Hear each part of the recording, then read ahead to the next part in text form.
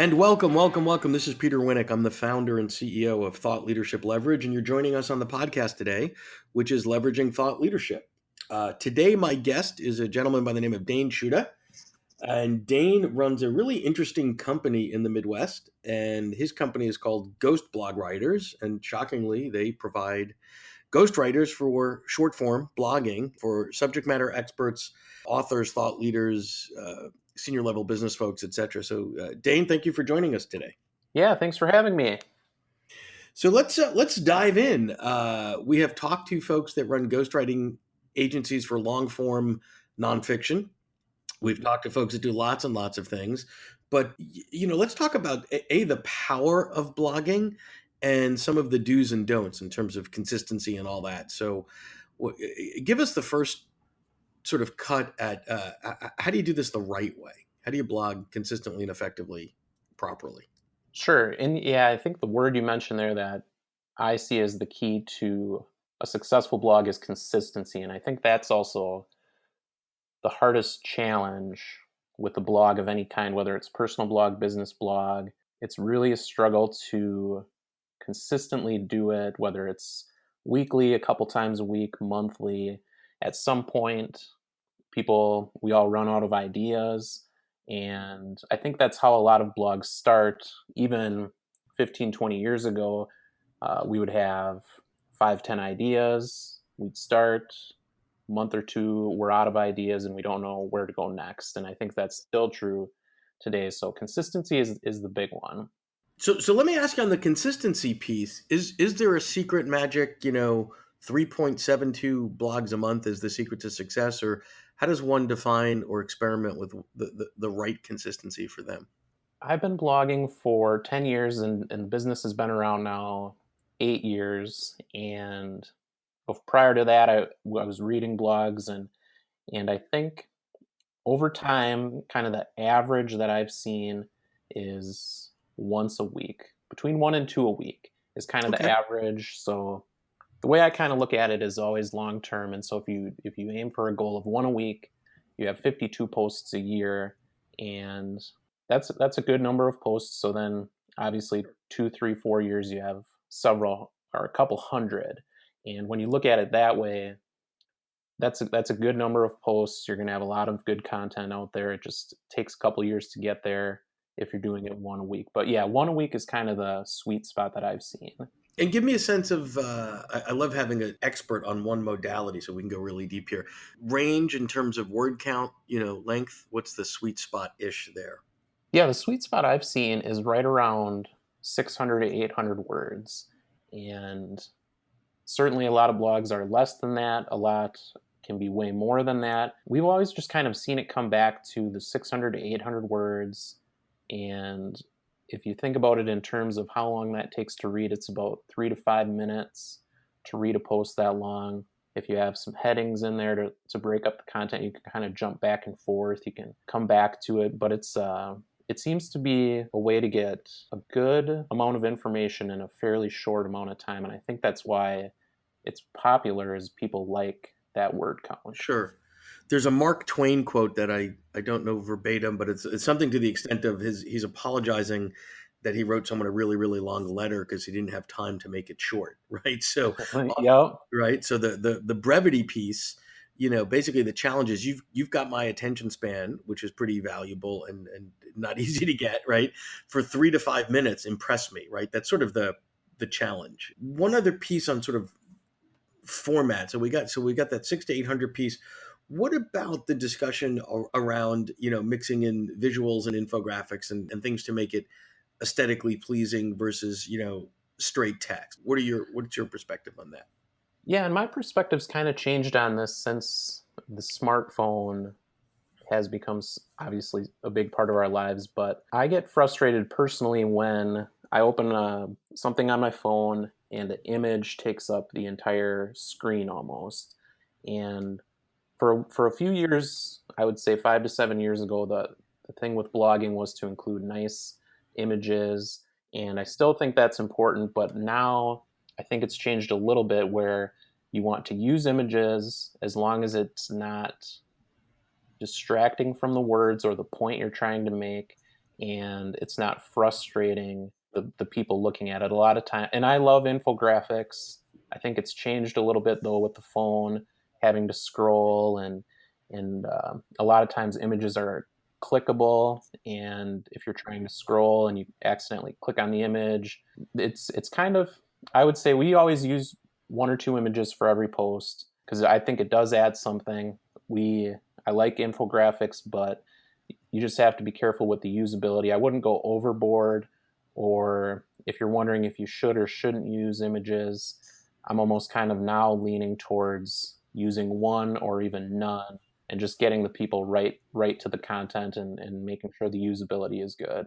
So mobile friendly. I think the last data that I saw on sort of mobile content is we're over that 50-60% threshold where people are actually consuming Yeah. the content. So I think what happens is we often tend to write at our desktops or laptops with a nice big shiny Yep. screen, that's displayed more horizontally or whatever. Yet we consume stuff, online at Starbucks or, wherever on our phone, which is vertically situated, less room for graphics. So I think reading your own stuff and going, oh my God, is this annoying or is this effective is probably a good test. The next thing I hear a lot, because I am obviously a big advocate of consistency and adding blogging to the mix of your thought leadership and your modalities to get content out there, is the I don't have the time, or how do I make the time? I'm super duper busy. And one thing that I see that speaks to this is if I go to check somebody out that's new, an author, a thought leader, a speaker, somebody that I'm intrigued by, somebody, if I'm a customer, somebody that I might do business with, and I see a whole bunch of blogs, but the last one was from, May of 2016, I'm going to think, huh, that's interesting. Like, why did that happen? Right. And same on any other medium or modality. But tell me about the benefits of working with a ghostwriter, and what that process looks like. Walk me through that from a what's in it for me as a thought leader or author who might have a little bit of a control issue.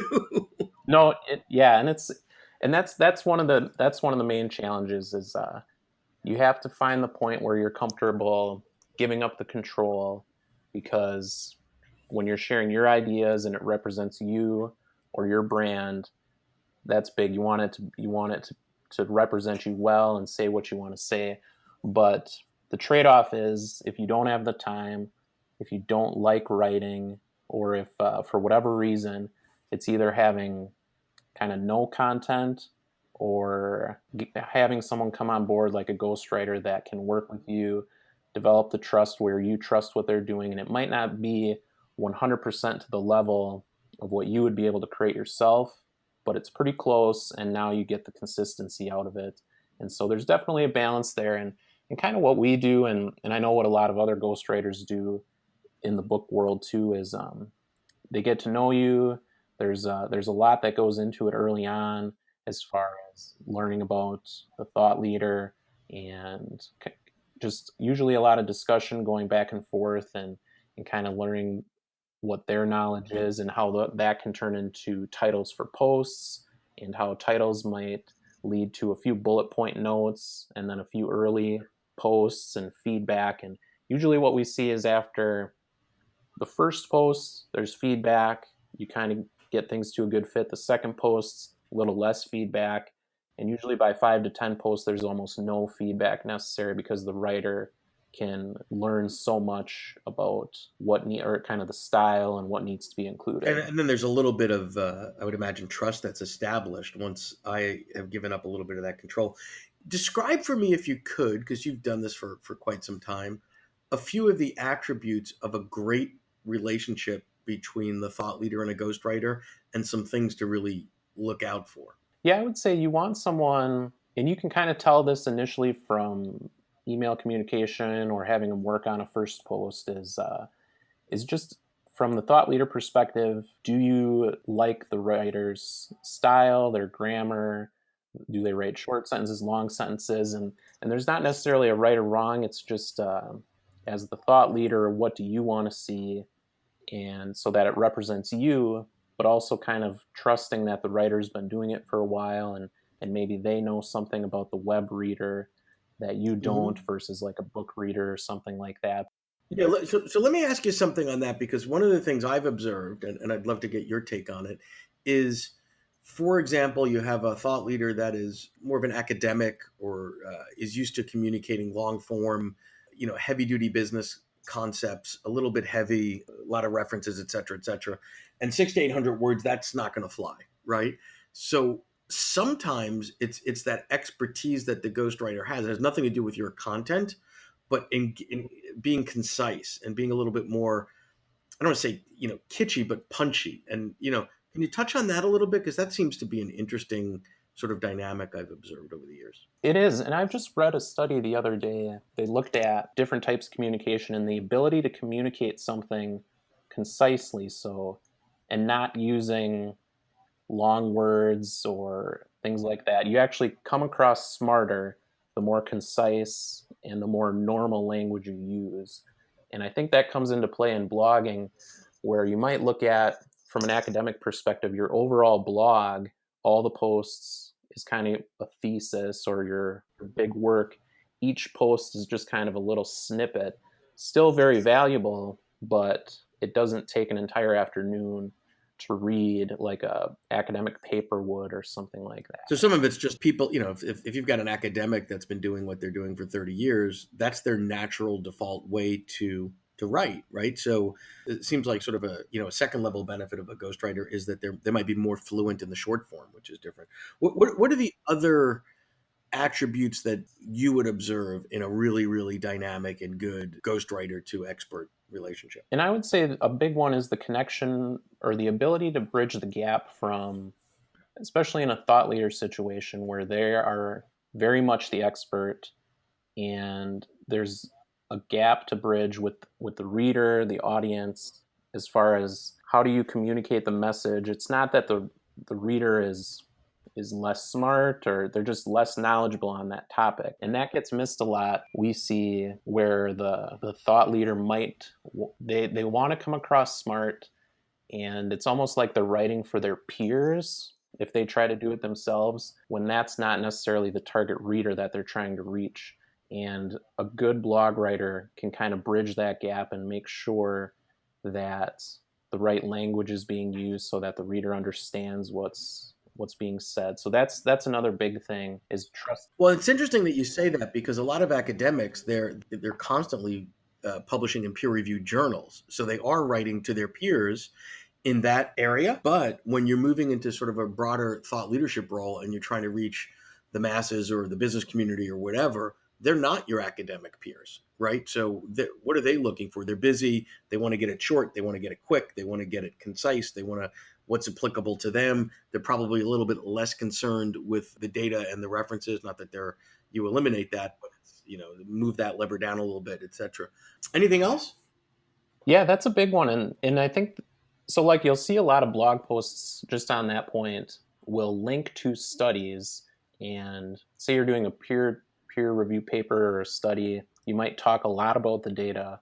A blog post might be more talking about, okay, here's what the data means. The person can still, if they want to go deep, click on the data, interpret it for themselves. But in a lot of blog posts, they're looking for the interpretation, and that's kind of where a blog writer can help on that, kind of bridge that gap. Oh, that's a great point. Next thought I had is around examples that you have from the work that your firm has done with all your clients of sort of blogging success stories. So, one of the pushbacks that I hear from clients, it takes a lot of time, it takes a lot of effort, it takes a lot of energy. I've got so much other stuff I could be doing, or that's more interesting, or that I'd like to do. Give me some examples of things that have happened for your clients that are attributable to their being, making the investments of time and energy into blogging consistently. Yeah, so the big one that most people are interested in is the SEO side, getting more traffic from Google or search engine. And that's the one where it takes time, especially if you're starting out from nothing, where you're just launching a website. And that can take a few years. But our clients that have stuck with us and have a source of traffic from other means or business from other means, they're the ones who start seeing good results there from 2 to 3 years out. And a lot of times what we see is by that time you have a few hundred posts, and each post is bringing in a little traffic. You might have a few that are home run posts and they're bringing in a lot, but the collection Sure. is good. And then what we also see is that over time, your overall brand gets seen as more trustworthy. So kind of your homepage might start to rank better. And so that's on the SEO side. What we do see in the short term, and even in a thought leader situation, is they might have an email list that they've kind of had from writing a book or some other kind of marketing, and they're looking for a way to engage that list more than just when they have something new to sell. And so they'll send that out every week with a blog post or every month with a blog post, and we'll get feedback from those type of clients who we still publish on the website, but they'll say, I'm getting good feedback. They'll send out a newsletter on the first of the month, and they'll get a response saying, this was a really good article. And next thing you know, that leads to a phone call and a new consulting job or something like that. So we also get feedback there. Let me comment on that, because I think that's a critical point, is that I see a lot of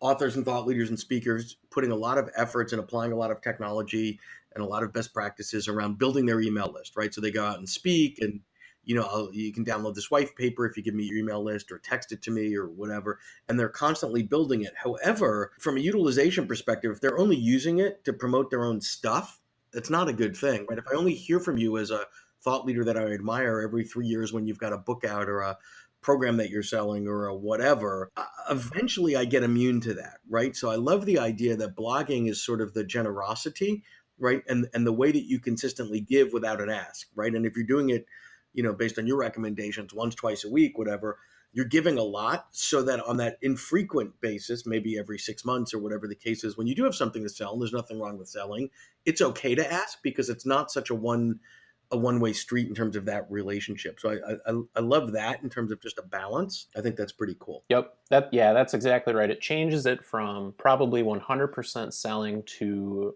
maybe 10% selling just by doing a weekly blog post. But it probably makes that 10%, more impactful and more effective Yep. than constantly. Cool. And any other benefits? So we've got, new clients, building the brand, making your list more impactful, long term on the SEO side. Anything else you'd add to the mix? The only other one that would be similar to the email list would be social media, and we're seeing it a lot more on LinkedIn now, where people are able to increase their number of connections or even engagement with their current connections by writing a weekly blog post, whether it's on their blog and sharing it on LinkedIn, or writing it right on their LinkedIn profile. And it's a way to stand out on LinkedIn too. If someone searches for your name, or they've heard about you and they're looking and they see that you've been writing a post every week, they can kind of learn more about you and see how you stand out. Yeah, so even if you wouldn't consider yourself an author, a thought leader, or speaker per se, you've got expertise in your profession, and at some point someone's going to hire you, or you're looking for a new job, or whatever the case may be. It speaks well of you if you have been consistently putting content out there. Now I know what you're about and what you've done, and if there's three people looking for sort of the same opportunity, and one of them has been writing consistently, I would argue it's probably a tiebreaker. Oh yeah, it definitely is. And I was just thinking about that recently, where we're getting into the football season, and if you watch or listen to coaches or read about what they say, they're talking about what they're looking for from the players, and almost universally the biggest word is consistency. They want to see every day that the person is showing up, and even before they get into training camp or whatever. And that's exactly what you said with a job situation. If you're looking for a job, that person that is potentially hiring you or working with you, they're looking for how consistent you are. And a blog is a pretty simple way to show that you show up every week, and you can stick to a schedule. Yeah, great point. Great point. Well, we're just about running out of time here, Dane. So, how do folks find you and have a conversation with you to explore potentially working with a ghostwriter? How does somebody get in touch with you? Sure, the best place is probably LinkedIn. If you want to connect with me there, kind of has information about my background and also the company. And if you just Google Ghost Blog Writers, you can find our website and learn more about the service there. But otherwise, for me directly, would be LinkedIn is the best place. Just search for Dayne Shuda. Great. Well, thank you so much for sharing with us today. We went pretty deep on blogging, and I think there's a lot of information here that is relevant to our audience, and you've got it. So thanks for sharing all that with us today, Dane, and I appreciate your time and the effort that you put into this today. Thank you so much. Thank you. To learn more about Thought Leadership Leverage, please visit our website at thoughtleadershipleverage.com. To reach me directly, feel free to email me at peter@thoughtleadershipleverage.com. And please subscribe to Leveraging Thought Leadership on iTunes or your favorite podcast app to get your weekly episode automatically.